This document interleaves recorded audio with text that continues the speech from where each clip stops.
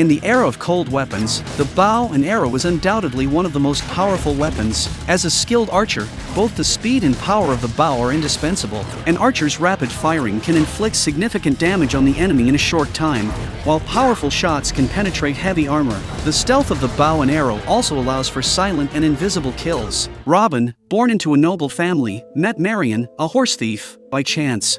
Right down. And you are completely beautiful.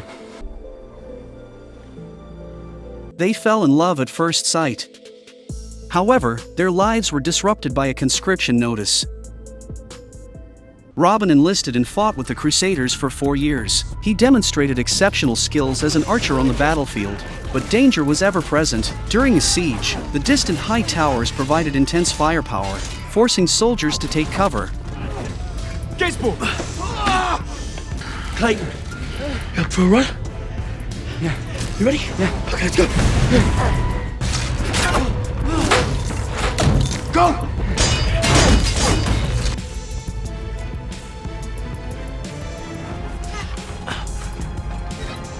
Robin planned to flank the enemy but was discovered along the way.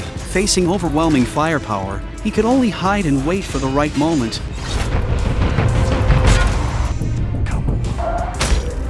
The soldiers continued to advance but unexpectedly fell into an enemy ambush.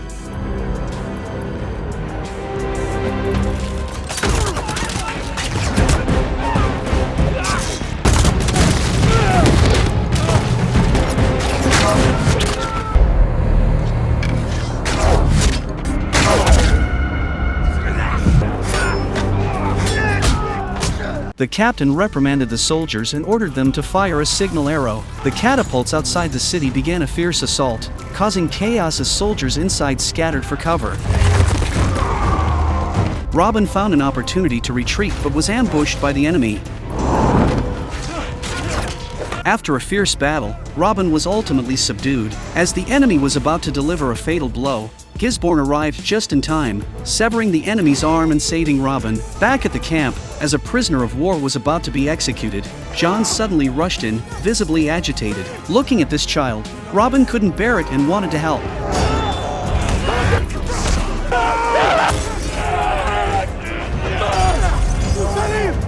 However, as a soldier, he couldn't change the child's fate and was injured for disobeying orders.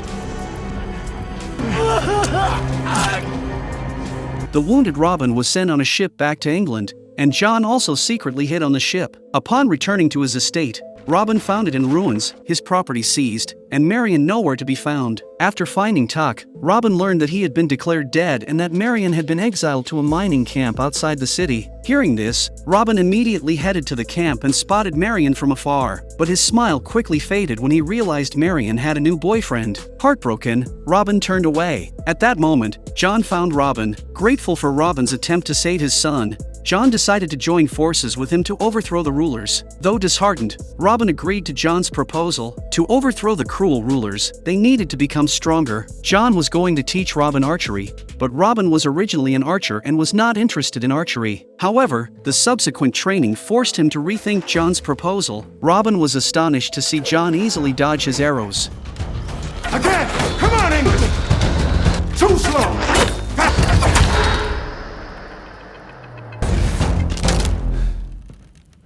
John handed his bow to Robin, and indeed, Robin's arrows became much more powerful. John adjusted Robin's shooting stance, significantly improving his speed and accuracy.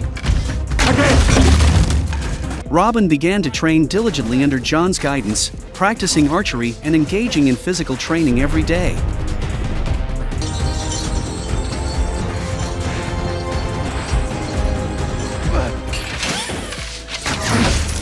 Gradually, Robin became a phantom in the night. He could hold 4 arrows at once, minimizing the time needed to reload. Robin moved like a specter through the city, giving his enemies no chance to breathe.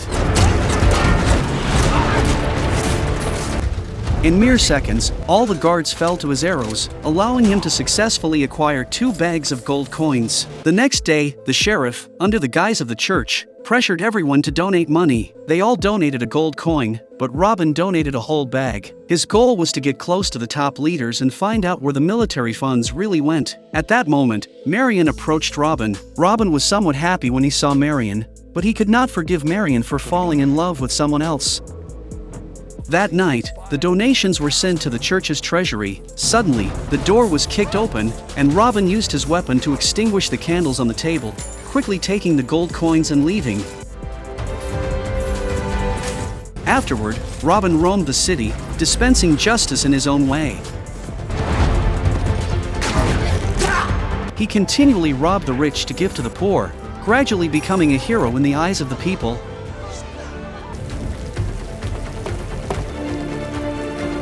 Returning to John, Robin shared his new plan to directly rob the government's treasury.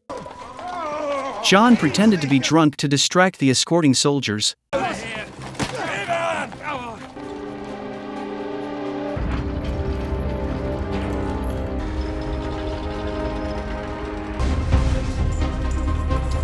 While Robin hid under the carriage to sneak into the treasury. Unfortunately, as he entered the counting room, a coin accidentally fell, revealing his presence. In an instant, countless arrows shot at him, and he could only hide behind a pillar and adjust his state. With his incredible speed and precision, Robin left his enemies with no chance to retaliate. Fighting his way out, no one could stop him.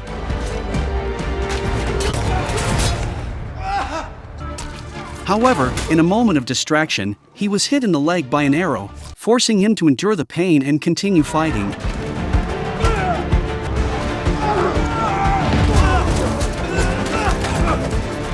However, as more and more enemies surrounded him, he quickly cut the rope,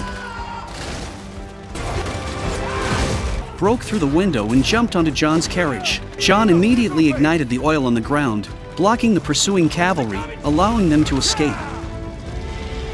Although they didn't manage to steal any treasure, the operation successfully fueled the public's admiration for Robin. Hoods like the one he wore were hung everywhere on the streets, symbolizing the people's support and admiration for him. Due to the operation's impact, the sheriff decided to introduce Robin to the highest authority in the area, the cardinal. From their conversation, it was revealed that their plan was to fund an enemy nation, overthrow the king upon their victory, and rule all of England. That night, the sheriff deployed all his forces to storm the mining camp, looting the people's wealth.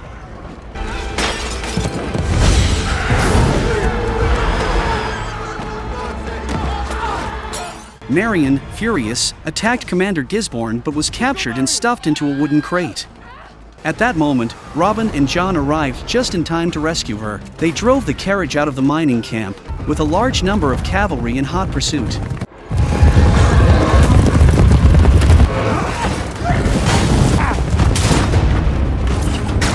Hearing Robin's voice, Marion realized that the outlaw before her was indeed Robin.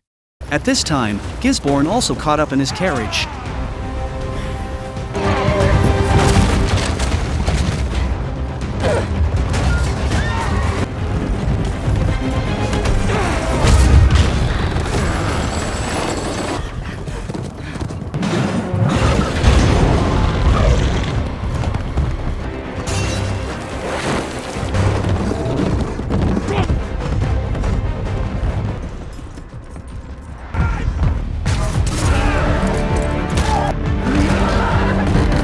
However, Robin's horse was shot by an arrow, prompting him to slide down a rope onto John's carriage. However, as soon as they turned the corner, they were ambushed and the carriage was blown over. Although the three narrowly escaped, a large number of soldiers quickly surrounded them. John urged Robin to take Marion and flee while he stayed behind to hold off the enemy. Facing overwhelming odds, John's fate was sealed. The next day, Will planned to lead the people from the mining camp to escape. At that moment, Robin appeared, removed his mask, and rallied everyone to stay and fight. He even revealed the church's treasonous plan, and Marion stepped forward to support Robin. Seeing this, the people chose to fight alongside Robin, and even Will eventually agreed to join them. They spent the entire night planning and preparing for action the next day.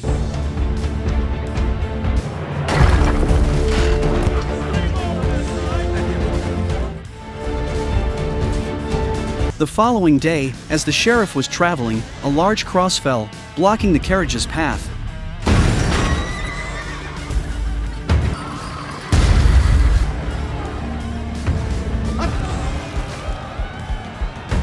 Followed by a firebomb thrown into the formation of soldiers.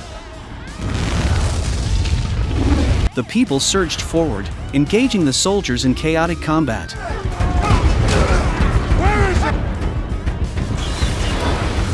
Meanwhile, Robin was directly beneath the carriage, setting fire to the supporting pillars. As the pillars burned through, the carriage fell into a pit, and Robin took out all the archers. He used a flaming arrow to blow open the carriage, retrieved all the gold coins, and quickly moved them using a minecart. Seeing Marion in danger, Robin rushed to shield her from an arrow. Look away. A scene witnessed by Will.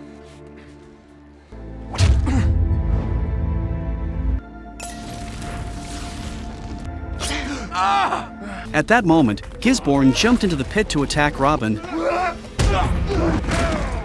Soon Gisborne was knocked to the ground by Robin. Faced with his former savior, Robin could not bear to kill him. Marion then rushed in and struck Gisborne with a stick. After loading all the gold onto a boat, Robin returned to the battlefield. Seeing the carnage, Robin was moved with compassion.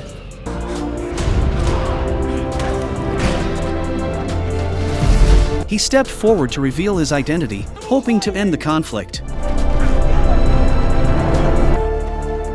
He was soon captured and brought before the sheriff. As Robin faced imminent danger, a guard suddenly intervened. It was John in disguise. Together, they eliminated the sheriff. Not anymore.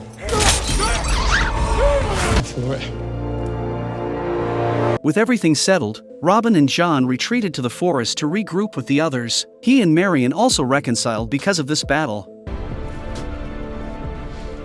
Soon, the bishop approached Will and appointed him as the new sheriff. Will became the new leader of the church, and the first thing he did was to order the arrest of Robin. Robin, who was not far away, shot an arrow at the wanted poster in his hand. It seemed that a new war between them had begun.